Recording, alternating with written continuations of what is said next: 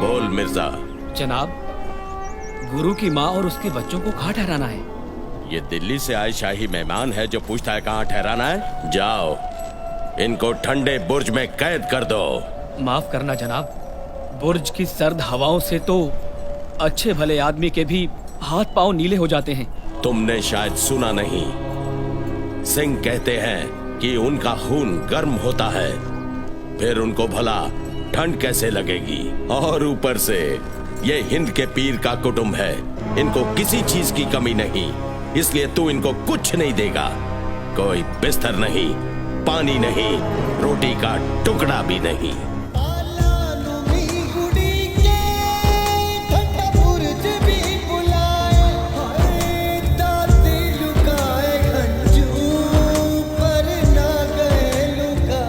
दादी माँ, गुरु पिता की माता होकर आपकी आंखों में उदासी।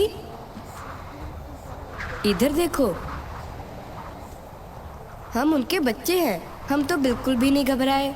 और आपने ही तो हमें सिखाया है कि अकाल पुरख का भाना मीठा करके मारना चाहिए। फतेह सिंह, चल दादी को याद कराएं।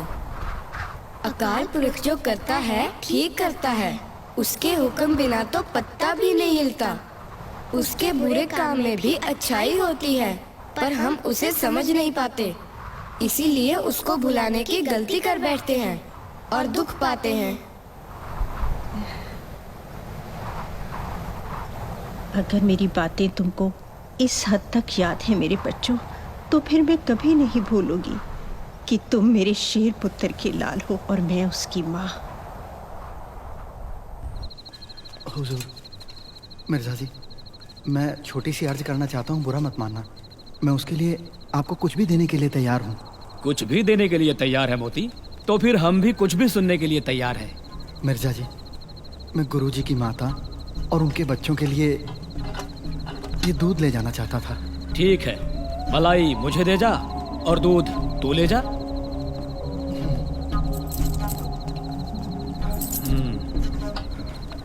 ओए मोती रुक, इस मलाई का मक्खन कैसे बनेगा? चल वापिस। खान साहब, आज मेरे पास यही है, कल मैं अपनी घरवाली के सारे गहने ले आऊंगा। चल गहने ले आएगा। हाँ। वो तो आज के हिसाब में गिने जाएंगे, कल के हिसाब में क्या देगा? कुछ तो करूंगा ही। कल गहने याद से ले आना, जा। हे वाहेगुरु, माता जी और बच्चों की सेवा देने का तेरा लाख लाख शुक्र है। माता जी, आपके और बच्चों के लिए दूध लेकर आया हूँ। मोती की ये छोटी सी सेवा कबूल कर लो।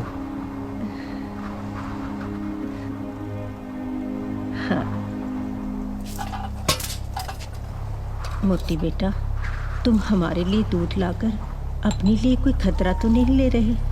फिर क्या हुआ माता जी, मैं तो भागों वाला हूँ जिसको ये सेवा करने का मौका मिला।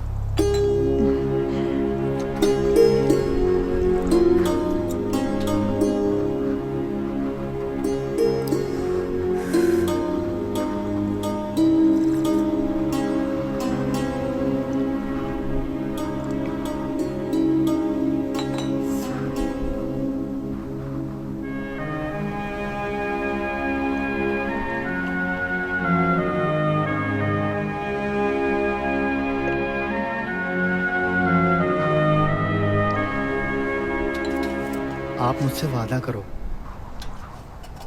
कि जितने समय आप यहाँ हो, मेरी सेवा इसी तरह से कबूल करती रहेंगी। अच्छा माता जी। अच्छा पुत्र। बेटा जी। तुझे मेरे बेटे गोविंद की कोई खबर है?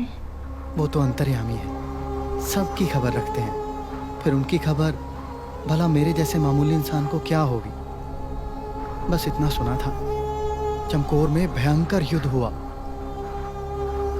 नतीजा क्या निकला पता नहीं।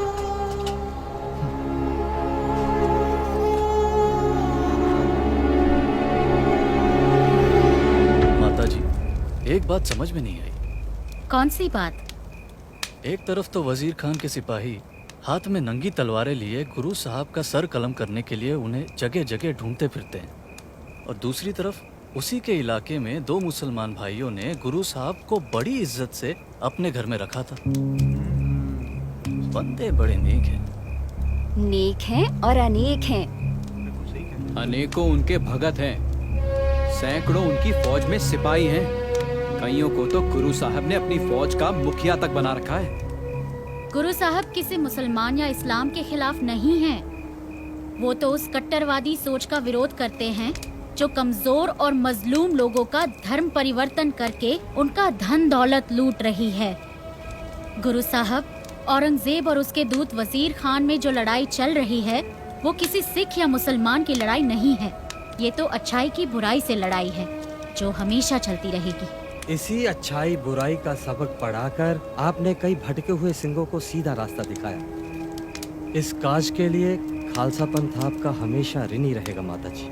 मैं तो अपने गुरु की एक छोटी सी सिपाही हूँ जिसने अपनी नजर अपने गुरु के फरमान पर टिका रखी है कि कब मेरे दशमेश पिता मुझे हुक्म दें और मैं दुश्मनों के साथ भिड़ जाऊं। खान साहब, बुजुर्ग औरत और बच्चों को गिरफ्तार करना तो हमारे उसूलों के खिलाफ है। क्या उन्होंने सरहद में जाकर कोई बगावत की?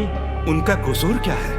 उनका कसूर है कि वो बागी गोविंद की माँ और उसके बच्चे हैं। उस बागी गोविंद ने हमारी नाक में दम कर रखा है। मैंने उसे गिरफ्तार करने के लिए उसके परिवार को हिरासत में लिया है। पर ध्यान रहे, बच्चों और माँ पर कोई आंच नहीं आनी चाहिए। अगर कोई ऊंच नीच हुई तो हमें मजबूरन हरफिया बयान का दस्तावेज दिल्ली भेजना पड़ेगा।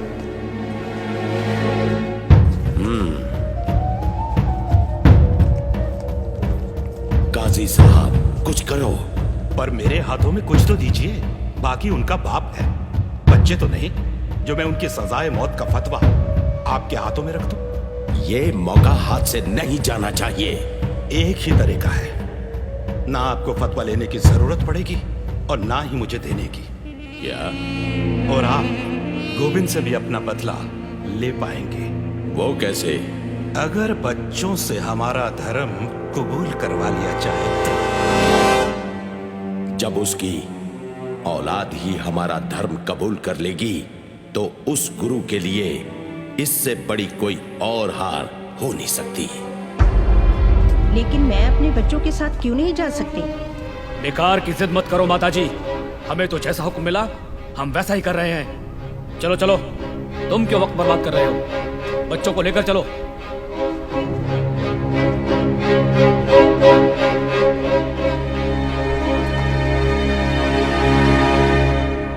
खान साहब, जो करना है वो सब सोच लिया है। आप देखना, जैसे आप चाहते थे वैसे ही होगा। बड़ा दरवाजा बंद और छोटा खुला है।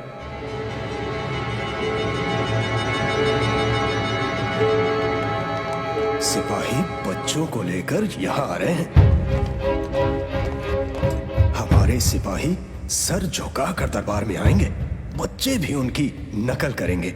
हिंद के पीर के बच्चे सुबह इस सरहंद नवाब वजीर खां के सामने आते ही सर झुकाएंगे।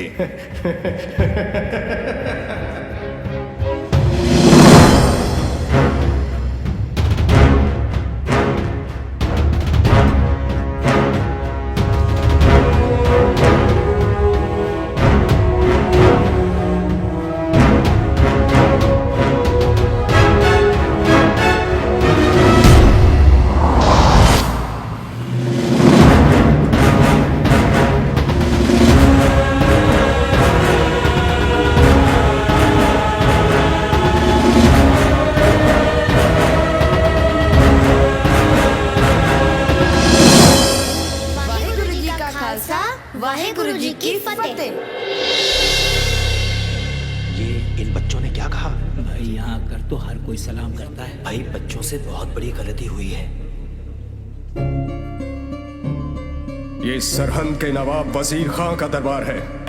यहाँ आकर कोई भी शख्स किसी गुरु की फतेह नहीं बुला सकता।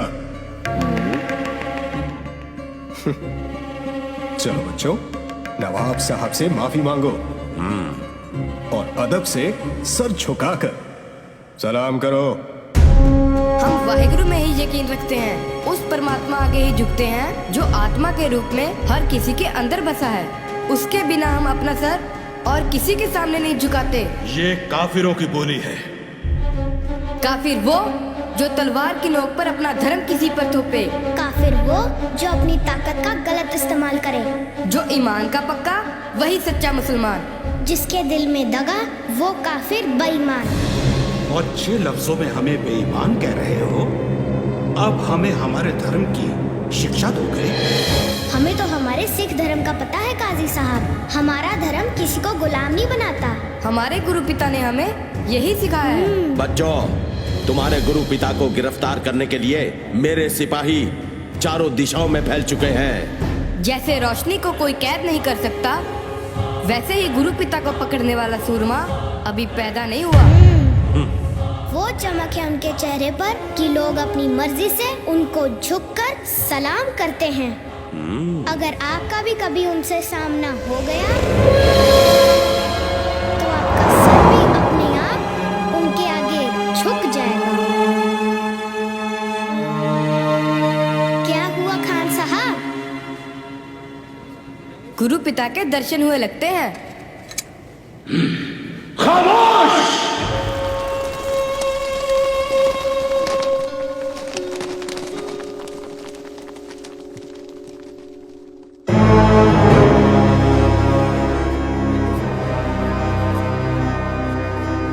बच्चों, अब तुम हमारे पास रहो। मैं वादा करता हूं कि तुम्हारी हर जरूरत पूरी की जाएगी। वैसे भी अब तुम जाओगे कहां? शायद तुम्हें पता नहीं कि अनंतपुर उजड़ चुका है। तुम्हारे पिता को हमने पकड़ लेना है। तुम्हारे दोनों बड़े भाई अजीत और जुझार चमकौर की लड़ाई में मारे जा चुके हैं। आपका क्या यकीन करना, आपकी तो नीयत ही ठीक नहीं है खान साहब। बिना किसी जुर्म हमें बुर्ज में कैद किया हुआ है। हाँ साहब, बिल्कुल ठीक कह रहे हैं बच्चों। इनका धर्म कबूल करो, नहीं तो अपने भाइयों की तरह मारे जाओगे। हमारे धर्म ने हमें मरना पहले सिखाया है, इसलिए हमें मौत का डरावा मत दो। बच्चों, मौत की नहीं, जिंदगी की बात करो। तुम जो चाहोगे वही मिलेगा। रहने के लिए ऐशो आराम और महल, राजकुमारों की तरह ठाठ बाट। और अगर मैं कुछ भूल रहा हूँ तो तुम मुझे याद करवा देना। हा? याद दिलाता हूँ, वो याद दिलाता हूँ जो मेरे दादाजी गुरु तेग बहादुर जी ने कहा था उन कश्मीरी पंडितों को, जिन्हें उनके धर्म परिवर्तन के लिए मजबूर किया जा रहा था। दादाजी ने कहा था उन जालिमों को कहो पहले गुरु का धर्म बदलो। अगर गुरु ने धर्म बदल लिया तो तुम सब भी खुशी खुशी धर्म बदल लोगे। हाँ हाँ, याद है। तो फिर जिनके दादाजी ने किसी का धर्म बचाने के लिए अपना शीश दे दिया, आप उनके पोतों को अपना धर्म कबूल करने के लिए कह रहे हो? सोच लो, कहीं कोई गलती तो नहीं कर रहे।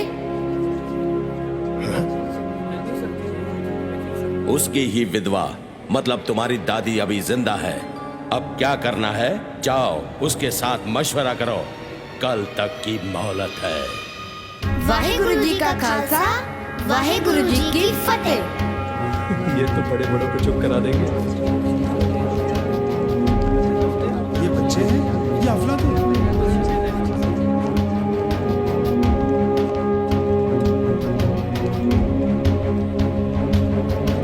दुश्मन के बच्चों को पकड़ने वाला गंगू शाही इनाम के लिए हाजिर हो।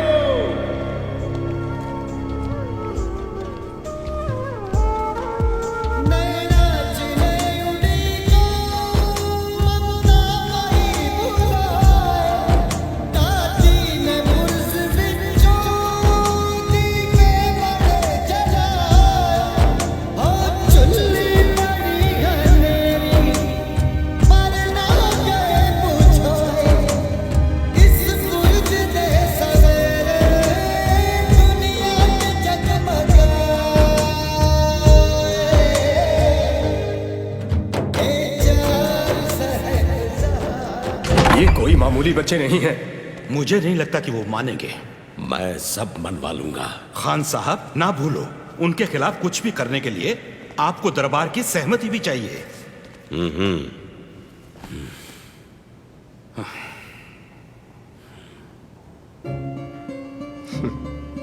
जनाब, मेरी सोच की तारीफ करना।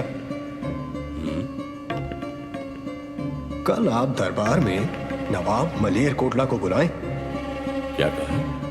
उसका भाई खाजर खान सिंघों की झड़प में रोपर के पास मारा गया था और उसके दूसरे भाई निहार खान को सिंघों के गुरु ने अपने हाथों से चमकौर की लड़ाई में मारा था।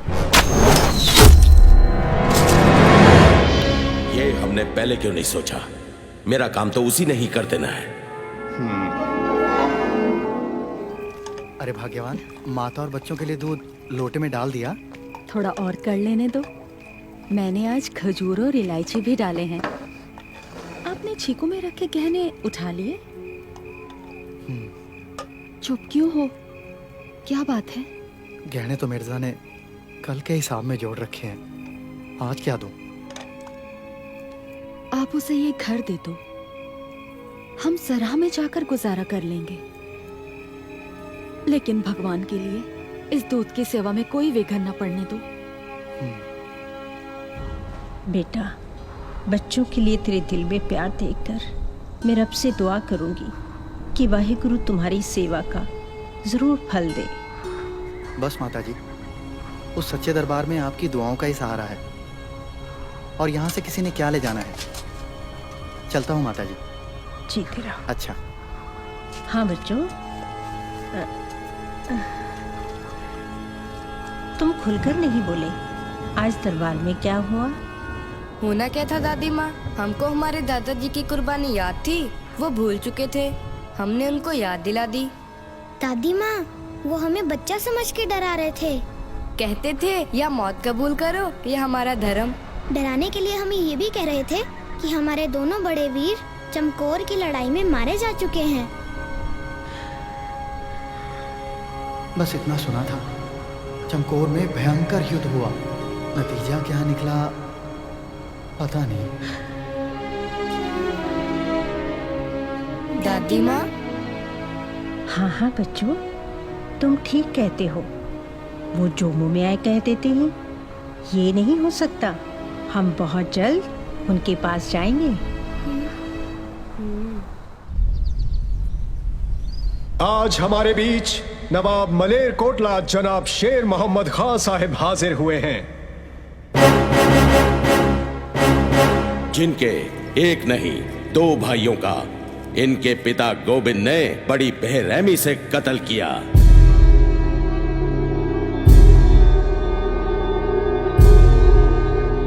तुम्हें पता है तुम्हारे पिता ने नवाब साहिब के भाइयों का कत्ल क्यों किया था? कोई गलती की होगी? इनके भाइयों ने।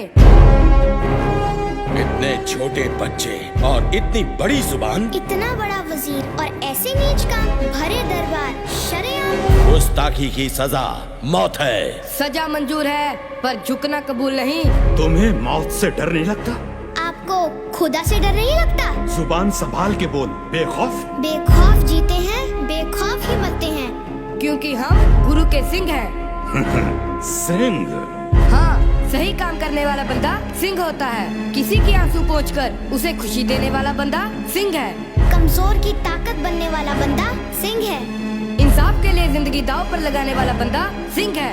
ओए सिंहो, इनके भाई इंसाफ की लड़ाई लड़ते थे जब तुम्हारे पिता ने युद्ध में उनका कत्ल किया। युद्ध में ना? उसे कत्ल नहीं, कुर्बानी कहते हैं। आप उसे कत्ल कहकर इनके शहीद भाइयों की मौत का अपमान कर रहे हो। लफ्जों के जाल बिछाकर तुम अपने बागी पिता के गुनाहों पर पर्दा नहीं डाल सकते। उसके गुनाहों की सजा तुम्हें जरूर मिलेगी और वो सजा खुद नवाबे मलेर कोटला तय करेंगे, जिनके तुम गुनहगार हो।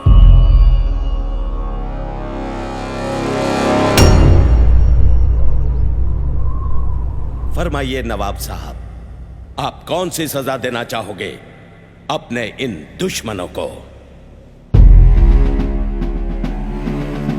मैं गोविंद से अपने भाइयों की मौत का बदला लेना चाहता हूं और वो मैं जरूर लूंगा, पर मैदान जंग में ये मेरे गुनाहगार नहीं हैं। औरतों और बच्चों से बदला नहीं लिया जाता।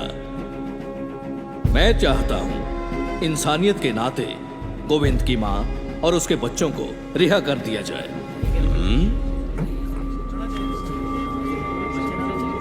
नवाब साहब ने सही फरमाया, इंसाफ होना ही चाहिए। नवाब साहब, आपने आज साबित कर दिया कि एक अच्छा इंसान ही सच्चा मुसलमान हो सकता है।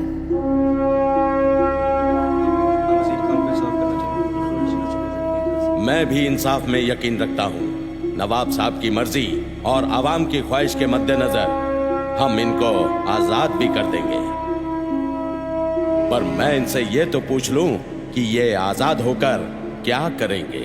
वही करेंगे जो हमारे गुरु पिता कर रहे हैं और जो सिंघों की आने वाली नस्लें करेंगी। क्या? आखिरी सांस तक जुल्म और बेइंसाफी के खिलाफ लड़ेंगे। वो कैसे? हम अपने गुरु पिता के सिंघों को फिर से इकट्ठा कर फौज तैयार करेंगे। सुना आपने? सुना आप सबने इनके बागी इरादे? जो इनका बागी बाप हमारे साथ कर रहा है वही ये बागी बच्चे करना चाहते हैं। अब बताओ दरबार में बैठे काजी और वजीरों कि मुगलिया सल्तनत के इन बागियों के बारे में आपकी क्या राय है? खां साहब, अब तो सबकी राय एक ही है, सांप के बच्चे सांप ही होते हैं। सच्चानंद, जुबान को लगाम दो। मजलूमों के वो दोस्त हैं, नेकी उनकी पहचान है। शीश झुकाकर आदर कर, गुरु गोविंद सिंह उनका नाम है। शुक्र कर हम आपके कैदी हैं, नहीं तो कसम गुरु पिता की अब तक तुम्हारा सर कलम से गिर चुका होना था। बस, मैं और कुछ नहीं सुनना चाहता। बागी गुरु के बागी बच्चों, हमारा धर्म कबूल करो या बेरहमी से मरने के लिए तैयार हो जाओ। पहला मरण कबूल, जीवन की छड़ आस, हो सबना की रहन का, तो आओ हमारे पास। काजी साहब, फतवा। मेरा फतवा तैयार है खान साहब।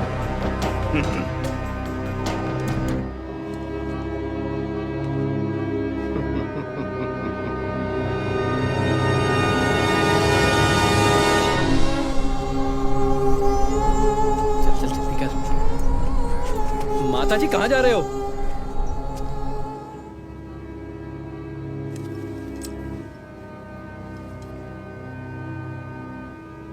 इनको जिंदा दीवार में चिनवा दिया जाए।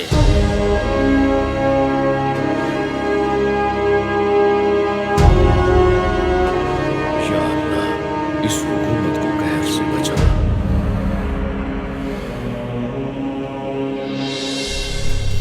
माता जी, बस बस, और आगे नहीं, चलो हमारे साथ। काजी ने फतवा दे दिया है कि कल दोनों बच्चों को जिंदा दीवार में चुन दिया जाएगा।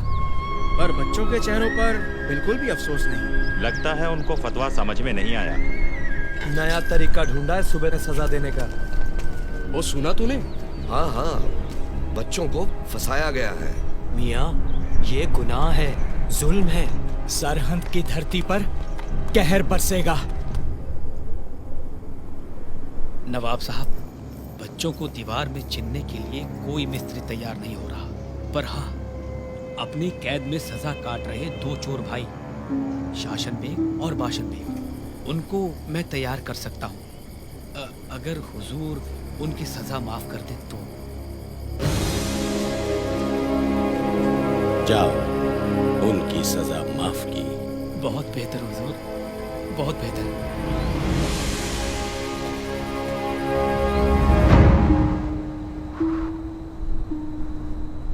दादी माँ, हमने पाठ भी कर लिया, मोती मेरा दूध भी पिलाकर चला गया, पर आपने पूछा नहीं कि आज दरबार में क्या हुआ। बेटा, वही दलीलें, उल्टे सीधे सवाल। जो कुछ भी हुआ उससे हम बहुत खुश हैं दादी माँ। खुश हो? कौन सी बात से खुशी हुई तुम्हें? हम खुश हैं कि हम आपकी उम्मीदों पर सही उतरे। हम खुश हैं कि हमने अपने गुरु पिता और दादाजी की शान को बरकरार रखा। हम खुश हैं कि हमने जालिमों के डर से अपना धर्म नहीं हारा, आपकी सिखाई गुरबानी को याद रखा। मुझे तुम पर फख्र है। काजी का फतवा कहता है कि हमें जिंदा दीवार में चिन दिया जाएगा। फिर क्या हुआ, जिंदा दीवार में ही चिनेंगे, मार तो नहीं देंगे। हाँ दादी माँ, मार थोड़ी देंगे।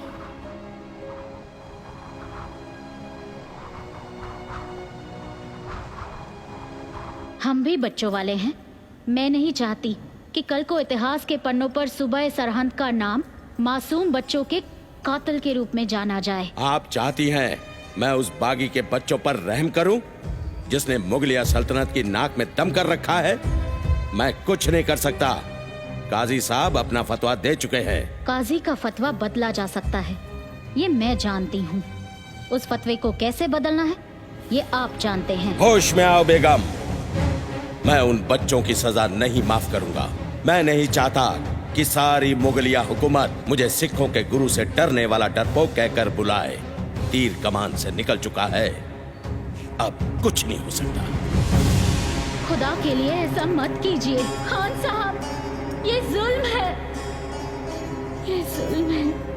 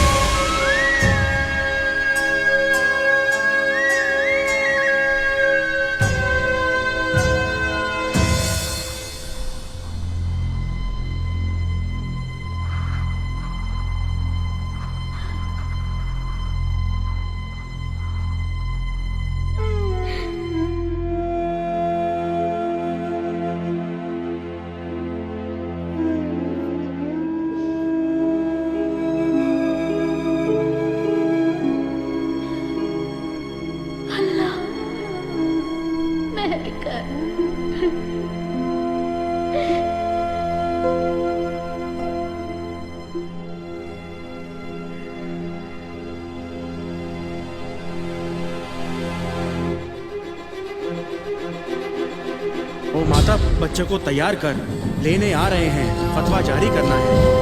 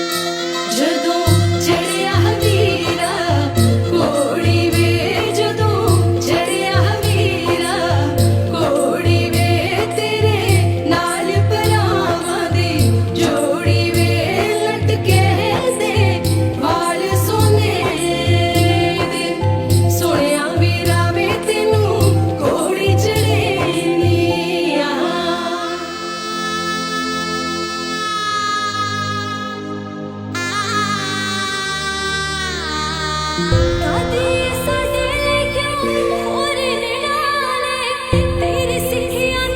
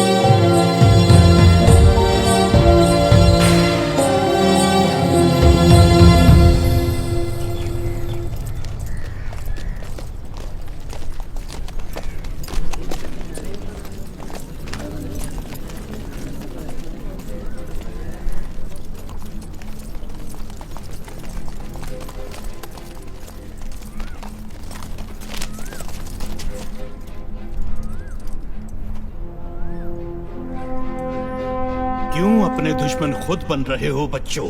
अभी भी तुम्हारे पास वक्त है। अभी भी आपके पास वक्त है काजी साहब, अपनी जिद छोड़ दो, नहीं तो इस धरती पर गिरा हमारा खून एक दिन जरूर रंग लेकर आएगा। क्या रंग लाएगा? यहाँ तुम्हारी याद में कोई महल बन जाएगा? जल्लादों, इनको दीवार में चिन्हना शुरू करो।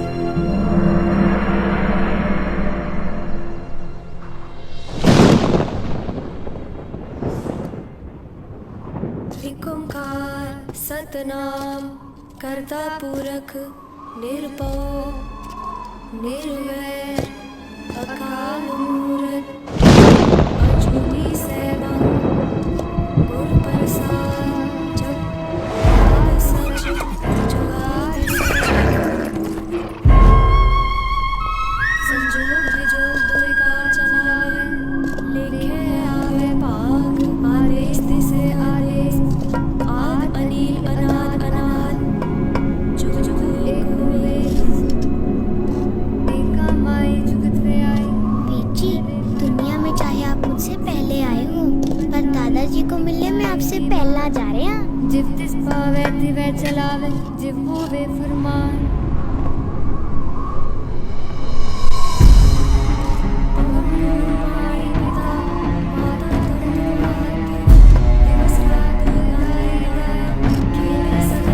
सोच लो, अभी भी बहुत कुछ हो सकता है। शगयाया बुरयाया वाचा तरहदो करनिया मुआवली के नेड़े के दूर जिनिया प्याया गए संकट काल नारद के कुछ के छुटी नाल।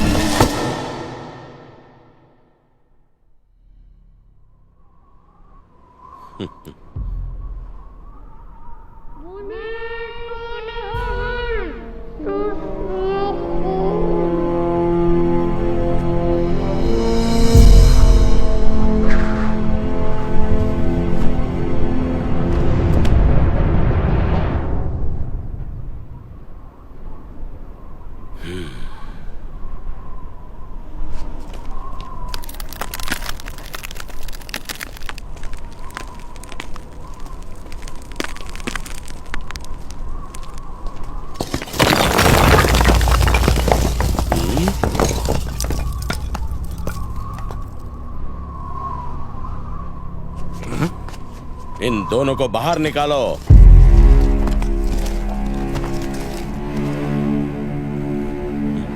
ये दोनों तो अभी जिंदा है खान साहब।